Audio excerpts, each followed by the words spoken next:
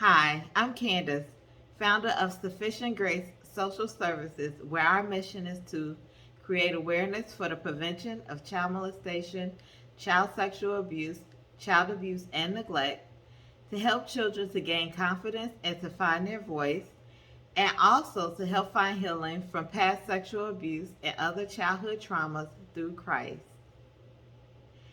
Today, I wanted to continue my conversation on my book. It's actually almost done. We're on chapter 9 now, um, and there's 10 chapters. And then after the 10th chapter, there's just some little passages that I wrote, and we're probably going to go over those maybe two or three at a time. So, it's getting very sunny outside. So we're just going to go over chapter 9. Chapter 9 is called The End of the Road. Um, Previously, I talked about chapter 8, and it was mostly about my ex husband and I's relationship and things that happened during our relationship. And chapter 9 is, I think, I don't know. And I just went over this book about a week or so ago, and I can't remember. So I guess we'll learn about it together. So, chapter 9, like I said, is called The End of the Road. And I'm just going to start reading. It's about, let me see, one, two, three pages. Okay. Well, 6 pages. So, the end of, in the end, I can't read today. In the new year, 2016, my husband and I were offered a home to move into together. It was my grandparents' home that was now sitting empty for some time. Ever since our son was born, my husband and I did not get along so well, but we decided to move in together so that we can both be in our son's life. I still thought we had hope in being married, but my husband made it clear that he did not want to be with me. Now, and just a side note, for 3 chapters now, I've been bashing my ex-husband. But I have to say that for a long time, I didn't understand him.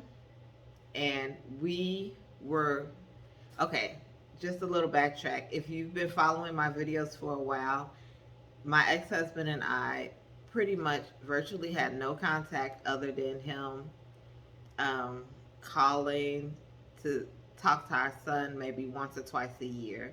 And that went on for almost 5 years. And then last December 2021, maybe a little bit before December, it might have even been November of 2021, he started coming around again. He started wanting to spend time with our son, and we started having a real friendship. That's something that we never had before. And so he has been in our son's life and in my life, in the life of my daughter, consistently since, I would say, December of 2021. And so it's been a little bit over a year. And during that time, I would have to say around, let's say, February, March, April, sometime last year, we had a conversation, him and I, and we actually came to an understanding of why things happened the way they did. He apologized to me. I apologized to him because, as much as I talked about what he did to me, there's always another side, and I'm good at defending people, even when they do me wrong. But I have to admit, I was wrong too. I was very insecure and I was very controlling towards him, and I he felt suffocated in the relationship.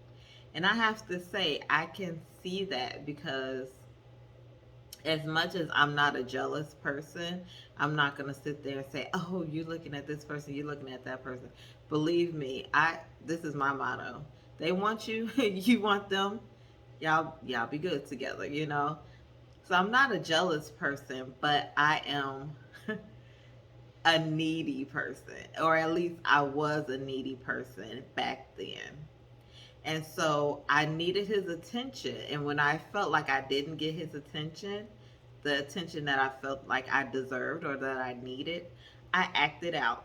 I would do things, I would say things, and it was just a very toxic, volatile marriage. And the things that he did, you know, I would say if I took it to a level, he took it to a whole nother level. And I would have to say that it was partly I I didn't understand at the time, but a illness that he was suffering from, you know, a mental illness, and I was not really I didn't really understand what mental illness was. I mean, I know about depression and anxiety because I've been through it, but it shows up differently in different people, and there's other mental illness that was attached to that. And you know, it was just a bad situation. It was very hard, and but it was very hard, but we're not together anymore, and we're friends now, and I kind of feel bad that I wrote these things, but at the same time, they're true and they're part of my story. So it's not like I can sugarcoat it because we're friends now, you know? So I just wanted to say that. All right. I still thought we had hope in being married, but my husband made it clear that he did not want to be with me. Now that he had gotten himself together, he really didn't need me to provide for him anymore. And he was mean and angry all the time. Living in the home together was very volatile from day one. I got yelled at and cursed out every day, or he just ignored me altogether. He would not come home for days at a time, or he would have people come to the house day and night to meet him outside for just a few minutes. I asked him if he was selling drugs out of the house, and he just yelled and cursed at me more. Like, I don't know. See, I'm not a big cursor. Like, I don't say swear words. So when people yell and curse at me, that's just what I write. Like, I don't even know. Like, yeah, I'm kind of lame. I don't ever curse, like, ever. We stayed in separate rooms because he was so up and down with his mood. It was very scary. I was so sad and afraid. I cried and prayed endlessly. There was never a more humbling time than to be treated so badly by someone you love so much and put all of your love, money, and time into. Because of all I had been through, I felt that this was all I deserved. I was reading the Bible and finding out how relationships and marriages should be, and I saw that the way we had started our relationship, and I realized that it was wrong. I let him use me from the day we met, which is true. With my desperate need to be loved and accepted by people, I tend to do that. I tend to be a people pleaser. I tend to let people run over me and I smile, and I just say it's okay. But then on the inside, I'm beating myself up inside because I'm so mad at myself for letting people do this, but I let them do it over and over again.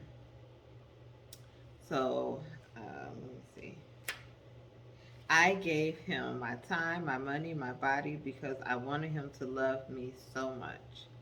So, I soon realized that I never had his love, which I don't believe that, or respect. Now, I don't, I can't tell if he respect me, but I'm sure that he loved me. I'm sure that he still loves me. Um, I started off telling him it was okay for him to treat me badly. I told him by my actions, and that's just how it was. Since he never loved me or respected me, you have to remember at the time I was very hurt. I finally came to the conclusion that our marriage had to come to an end. Even though I was willing for us to stay together if we could live together peacefully. I know that I was wrong to be so desperate to be loved by someone that you would be willing, that I would be willing to do anything, including being out of the will of God, to receive that love. If you try so desperately to be loved, they might love what you do for them, but it could never develop into real love. Now, that I do believe. I had been through so much trauma that I wanted it to be over. I wanted to prove to myself that I was lovable and that I was worth marrying. My focus was on having a man and a relationship when I should have been focused on God and what He wants for my life because His love was always there. And that's one thing I have to say. Even to this day, I do have a problem with focusing on what I want more than what God wants for me. And I was watching the sermon. You all know Pastor Michael Todd is like my favorite pastor. He's my online pastor. And he said something in his sermon yesterday. I was watching it, and he said that God really don't care about your feelings or your opinion, you know. And I said to myself, I was kind of offended. I was like, but when you think about it, God knows the beginning from the end. He knows what's best for you. He knows the best course for your life. And for you to say, I would rather do it this way because I don't think that's going to work out. It's like God is probably looking at us like, please, if you only knew. But that's the thing. He wants you to go from off of faith. He does not want you to go off of fear or off of certainty, because God wants us to trust Him because we believe, not because He proved Himself to us. And so I get it, but it's like, it's so hard when you're going through stuff and it's like, you can't see what God sees. You only see what you know and from your past experiences and what you're dealing with right then and there. And that's what you're making decisions off of. But when the Lord speaks and He's telling you, no, this is what has to happen, you're supposed to just go with it, Just say, okay, Lord, I trust you. I may not know and I may not understand, but I trust you. And so, with that, let me see.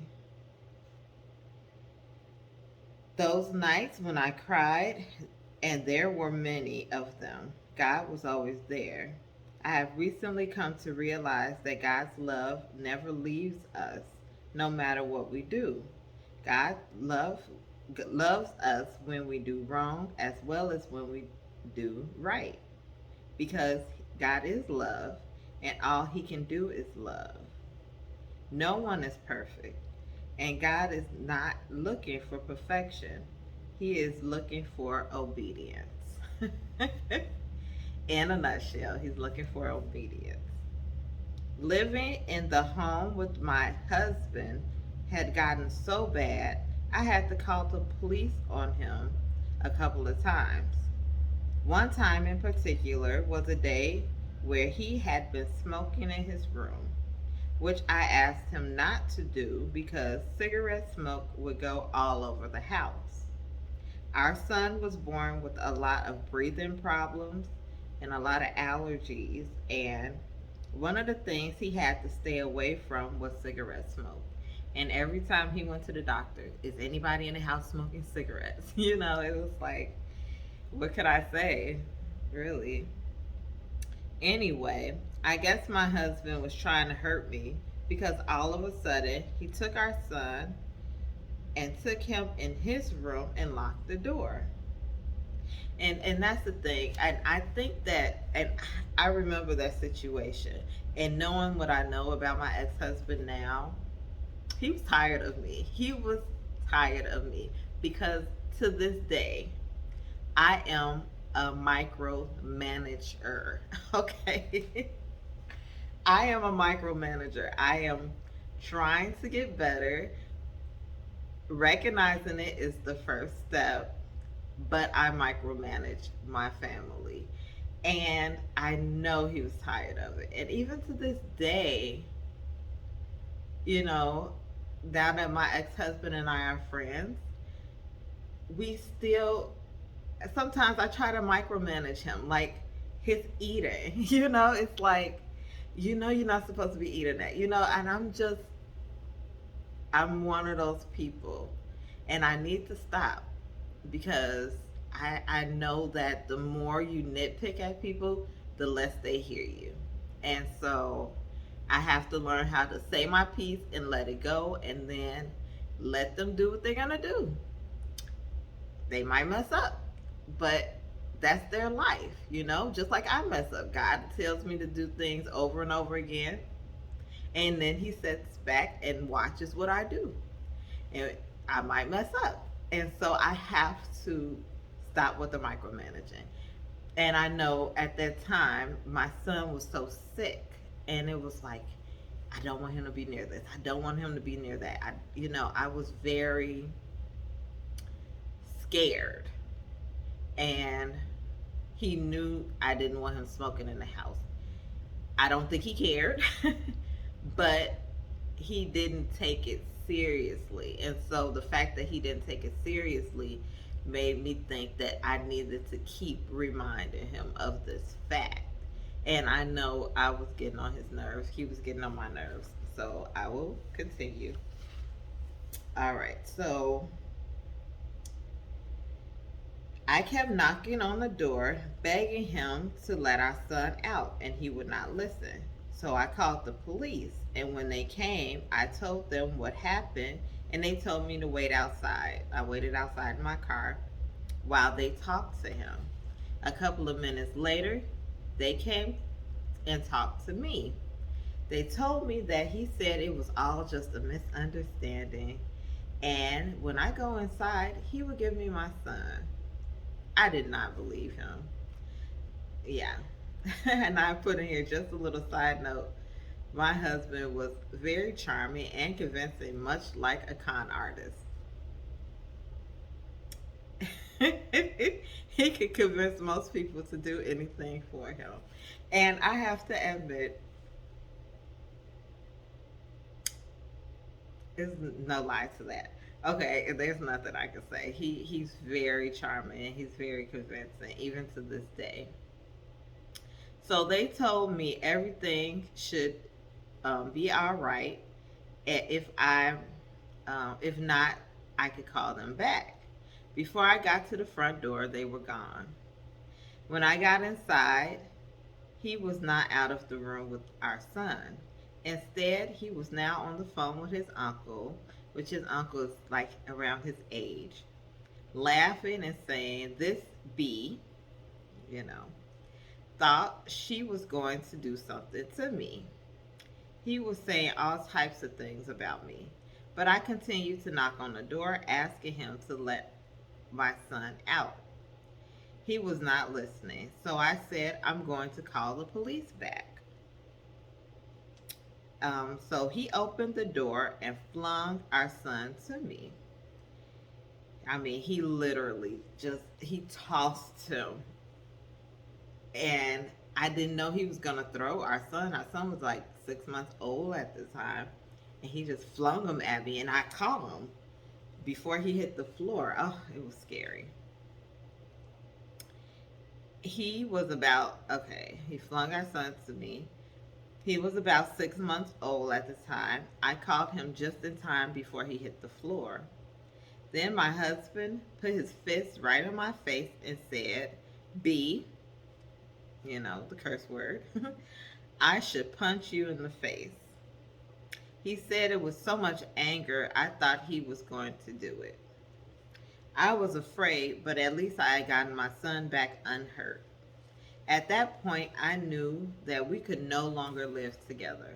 Because at the time we weren't together, but you know, if I was trying to live peacefully, but like I said, it was just it was too much, and I didn't want my son or my daughter, who was a teenager, young teenager at the time, I didn't want us to be in that situation anymore. You know, with us hurting each other, I could only imagine. Now my son is 7. How it would have been if we would have been in that situation? We're still in the same house, but I can't imagine what it would have been like if we were in that volatile situation still. It would be terrible. Oh wow, this is long. All right, so I'm going to finish this page and then I will be done. All right, so at that point, I knew we could no longer live together. I was so sad that this was what my life had come to. My daughter, son, and I would hide in the room whenever he would finally come home because we were so afraid of what he would do or say. The final straw, so to speak, came one day when we were all at home. It was a couple of days after my birthday. My daughter and I were out of our rooms. We were like in the living room and in the kitchen because my husband was in his room. I thought he was sleeping because he always slept late. My daughter was in the kitchen washing dishes, and I was in the living room with my son playing. All of a sudden, my husband came out of his room and went into the kitchen. He usually did not come around when we were out of the room either.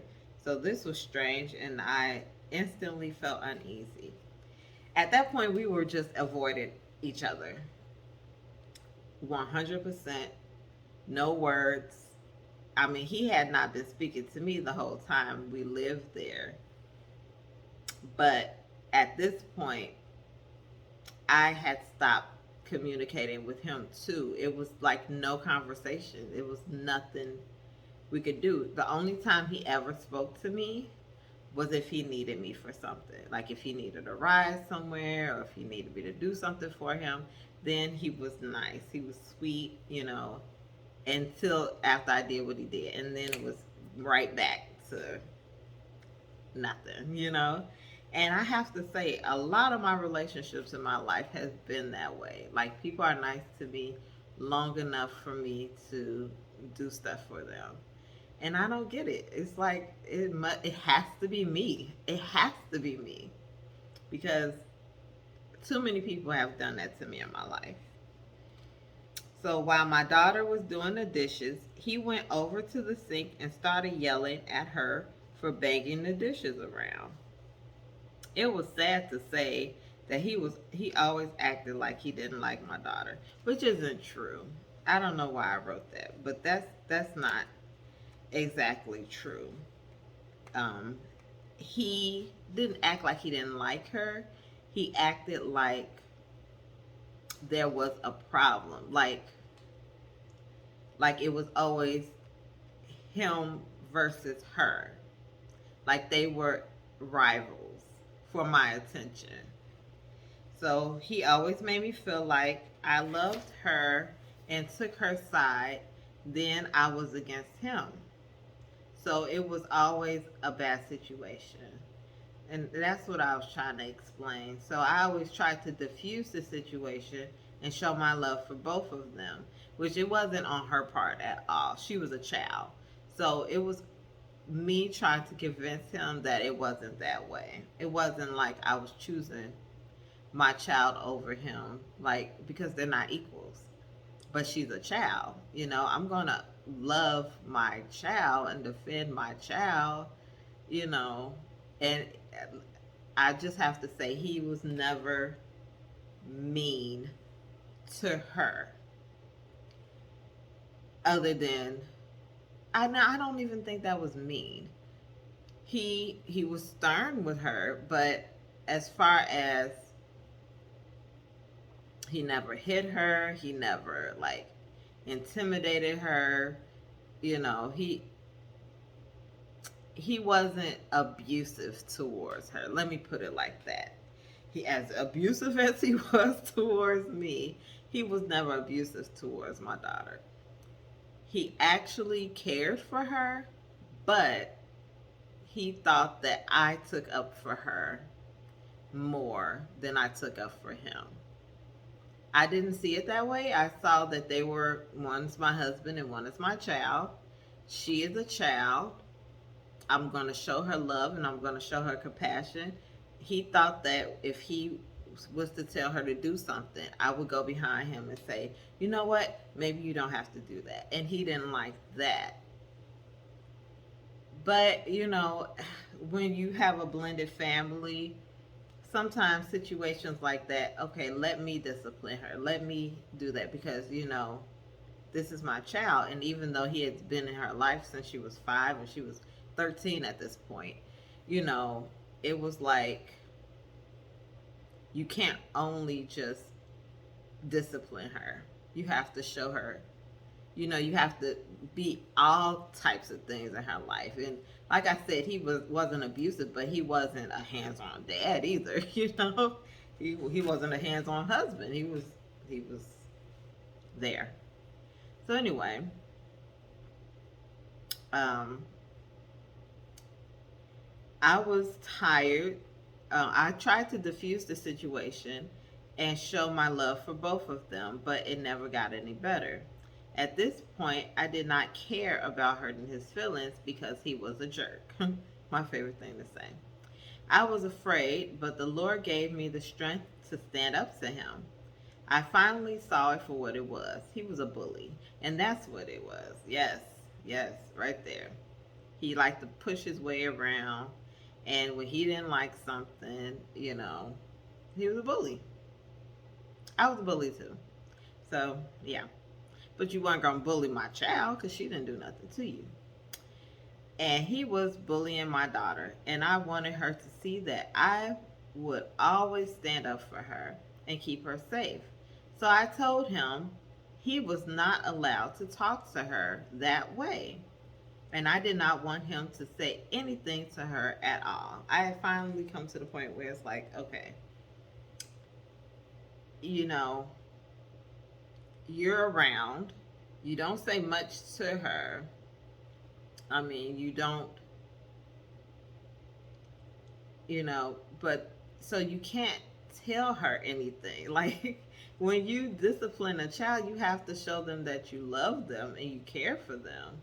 You can't just be around for the discipline, and then basically be hands off any other time. So and by discipline, I mean just telling her to stop doing stuff. I mean, at this point he was yelling at her, but it was very seldom he even raised his voice at my daughter. It was seldom he ever said anything to her. Actually, he would say good morning, he would say hi. They have general conversations, but it wasn't like he was a dad to her. So, I think that's where I'm gonna end it for today. It's been about a half an hour. So yeah, there's still like a page and a half, and my page and a half can turn into a half an hour. So once again, this is my book of becoming me. A lot of stories in the book. I'm not gonna put it down because I don't want my table to shake. I have a little mini makeshift desk because I am in my living room instead of being in my office right now with my beautiful plants behind me. I'm silly if nothing else. But yeah, so I just want you to understand the context of this book. And at the time that I first wrote this book, it was 2017. It Well, I think I finished it in 2017. So it was 2016 when I started it, the end of 2016. And I was going through the most hurt and pain. I lost my mom when I was a teenager, and I was bullied at school, and my family didn't understand me. But, that was hard. But going through this divorce and what was coming up next in this book was the hardest thing I ever been through. And that was because me being hurts, but me hurting other people hurts so much more. It hurts so much more. I never want to hurt anybody. I never want anybody to feel the type of pain and rejection that I felt in life. And that's been my goal, not to hurt anybody. And so at the time, I was disappointed in myself. Even though I knew my marriage was ending, I always love my ex-husband. To this day, I still love him. I know we can't be together.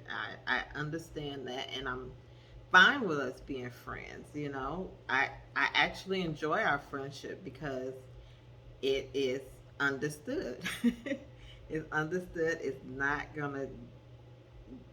We're not going anywhere else in this relationship. It is what it is. And I've come to that conclusion. I know when he first came back into my life, I did hope that maybe we could get back together.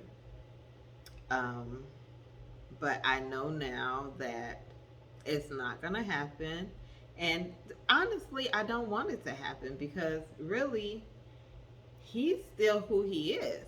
And I mean, he's gotten a lot better. He's not angry. But then again, we're not in a relationship. We're not putting each other in situations where we could be volatile towards one another. And I like this. And I like the fact that we had this long pause where we weren't in contact with each other, where, I was over the anger really early on. But I'm glad that we didn't have a relationship where it was off and on, because those emotions, when you're in a loving physical relationship, you have feelings, these emotions, and they can run high sometimes. And so I'm glad that my son didn't have to see any of those things, like any of the pain and disappointment. And now he sees that his parents really love each other and are really good friends. We talk, we laugh, we joke, we hang out, and it's fun and it's fun, and he sees a good relationship between us. And I thank God for that. I thank God for it because, man, I didn't want my kids seeing the abuse that I went through with my parents. That was my one thing. I don't want to be in an abusive relationship where we're fighting and my kids see it. And even though my ex-husband and I did argue, it was never in front of my daughter. She might have seen us start an argument or speak to each other in a hurtful way. if you ask her now, she'll probably say she never saw it. So yeah. And that was intentional. That totally was intentional. I never want my kids to see me fighting or arguing. Anytime we fought or argued when we lived together in previous apartments, she was never around. She never was witness to it, because I never wanted my kids to feel the fear that I felt as a child watching their parents fight and argue. And so, with that, I just want to say thank you for spending some time with me today. And my little book is it's only about 70 something pages, but I promise I could make, man, like hours of content out of just this book. But yeah, and as always, I want to say, if you are a child, or if you know of a child that's currently being sexually abused or has in the past, I urge you to contact your local law enforcement agency, 911, or 1-800-4-CHILD, which is the National Child Abuse Hotline. And if you're an adult who has been through any type of abuse as well, um, as a child or currently, and you have children around seeing the abuse, I urge you to get help. I urge you to tell somebody about it, talk to somebody, find a confidant, find somebody that you can confide in, you can tell your problems to. And you can always pray about it. God is always there, and that's the one great thing about God, and one thing that just makes me feel like I can trust him, because I have a big problem with trust. But the Lord has always been there for me. And if you talk to him and you listen to what he has to say to you in your heart, in your mind, and do what he says, you will get on the right track. And he will lead you and guide you. But you have to have a relationship with him. You have to have a relationship with his son. And it starts off first with believing that Jesus died for your sins, believing that he came to earth to give you an opportunity to live eternal life with him and with our Father in heaven. And so I thank you for spending some time with me today. And I really encourage you, if you need someone to talk to, start off with prayer, because God is always there. And with that, I thank you once again for spending some time with me. And as always,